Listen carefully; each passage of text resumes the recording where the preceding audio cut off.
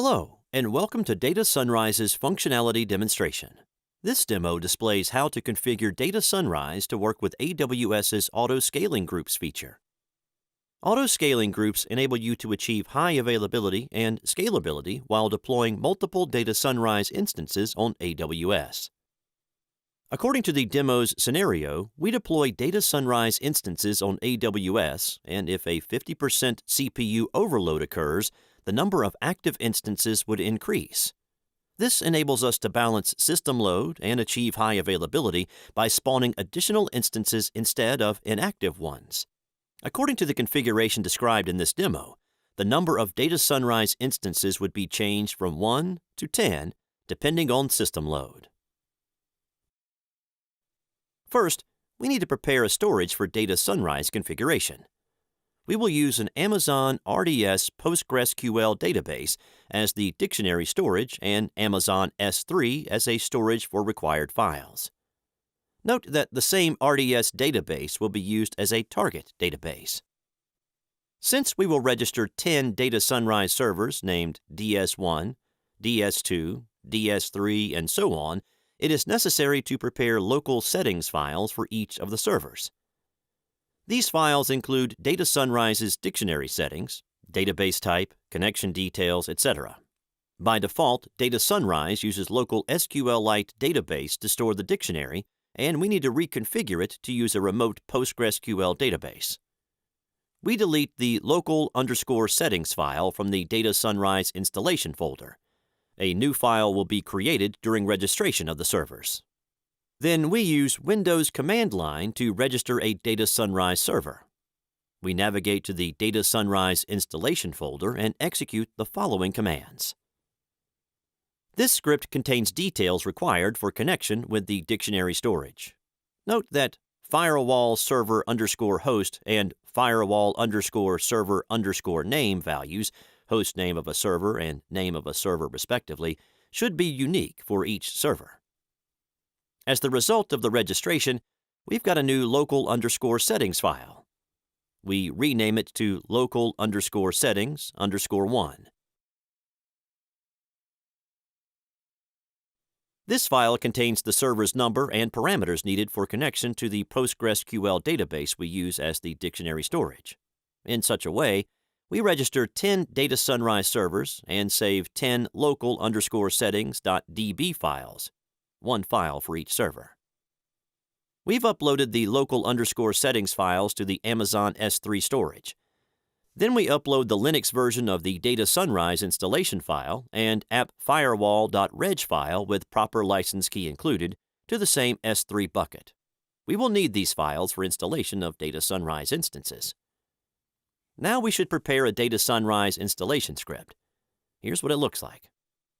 The script installs a required package for the PostgreSQL database. Then it downloads the DataSunrise installation file from the S3 storage to a temporary folder and starts the installation process. Then the script downloads the license key file from the S3. Then it configures the AWS client and downloads the required local_settings.db file.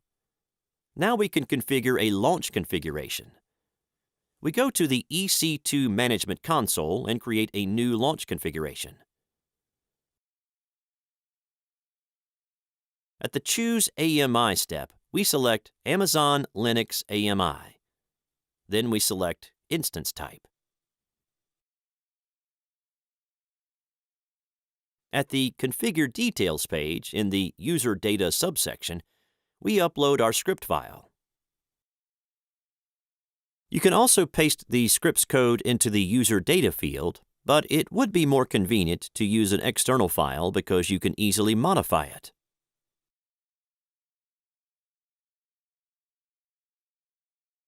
At the Configure Security Group page, we create a new security group. We enable access to port 22.11000 and to the DataSunrise's proxy port 54321.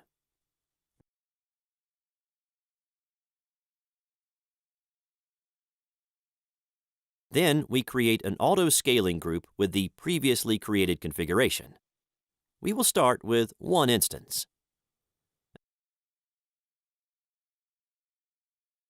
At the Configure Scaling Policies page, we select a minimum and a maximum number of instances, 1 and 10 respectively, and prepare a policy for increasing the number of active instances.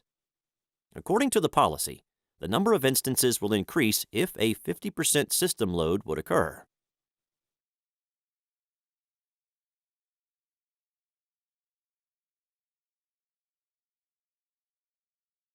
Once configuring of the AutoScaling group is finished, the first instance of virtual machine with DataSunrise installed will be started. Now we should connect to the DataSunrise server we've created and configure a database profile for our target database.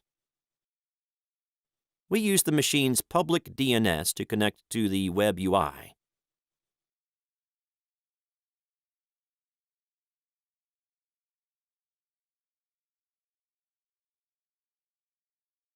We go to Configurations, Databases, and click Database Plus to create a new database profile. We input our database's hostname to the hostname/IP field. Then we specify connection details.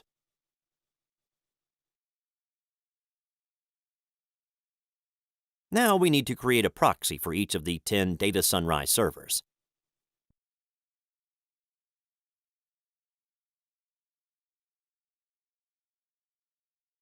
We click Proxy Plus, select a server, select all IPv4 addresses and specify the port number. Note that all proxies should use the same port, 54321.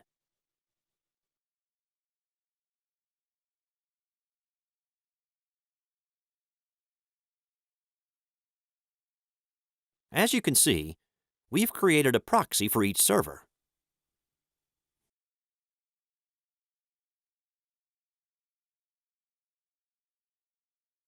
Now we can configure the load balancer. We create a new load balancer, Classic. We select ports to receive queries at and ports the queries to be directed to. Note that we should use TCP protocol.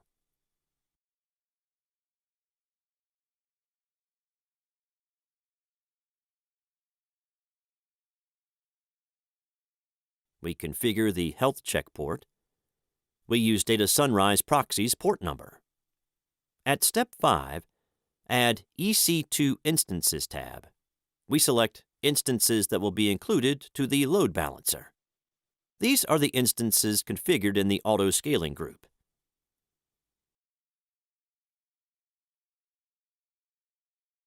Now the load balancer can receive connections at the address defined in DNS name. Then we need to add the load balancer we've created to our AutoScaling group.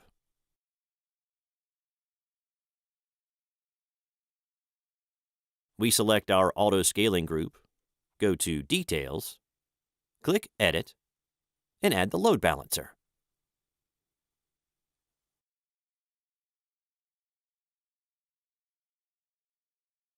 Now we will use the pgbench utility to inflict load on the database and cause AutoScaling to increase the number of active instances. We connect to a remote EC2 machine where our pgbench is installed using the PuTTY utility. First, we need to perform initialization of pgbench on our database. We connect to our target database and execute the following command. Now we can use pgbench to inflict load on the DataSunrise server. Note that we access the server through the load balancer and not directly.